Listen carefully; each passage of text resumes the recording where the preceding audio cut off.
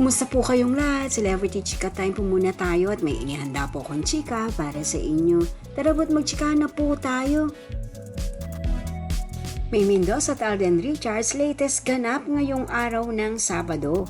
Yes mga maka-Celebrity Chika Time, yan po ang ichichika ko sa inyo, ang mga pinagkakaabalahan ni Maine at Alden ngayong araw. Bago po tayo dumako riyan ay nais ko po munang batiin mga team bahay, team abroad at mga seniors natin dyan. Shout out po sa inyong lahat at happy Saturday po. Ngayong araw nga po ng Sabado ay present pong muli si Mengay sa longest running noontime show na Itbulaga. Tunay naman nga pong lubos ang kasiyahan ng kanyang mga followers at supporters sa tuwing makikita at mapapanood si Mengay sa Itbulaga.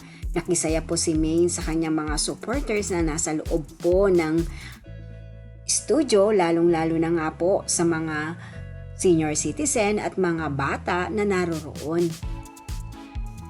Samantala si Alden naman ngayong araw ng Sabado ay nagkaroon na naman nga po ng pangatlong episode o session ang kanyang Mobile Fund na kung saan nga po ay isa si Alden sa Board of Trustees ng nasabing organisasyon. At kanina nga po live na live po si Alden sa kanyang FB page na kung saan nga po ay nagkaroon po sila ng diskusyon patungkol sa kanilang third episode o third session sa Mobile Fund.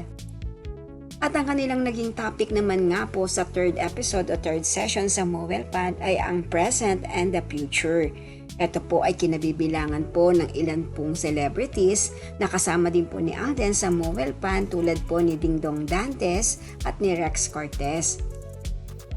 Very productive po ang araw ng Sabado para kay Mengay at Tisoy dahil parehong-pareho po silang abala para sa kanilang mga kani-kanilang showbiz commitments. Yes po, si Mengay abala sa Itbulaga, samantalang si Alden naman ay abala para sa Mobile Fund.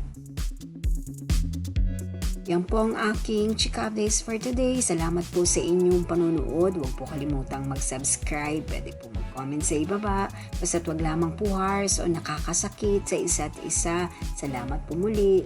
Spread love, not hate.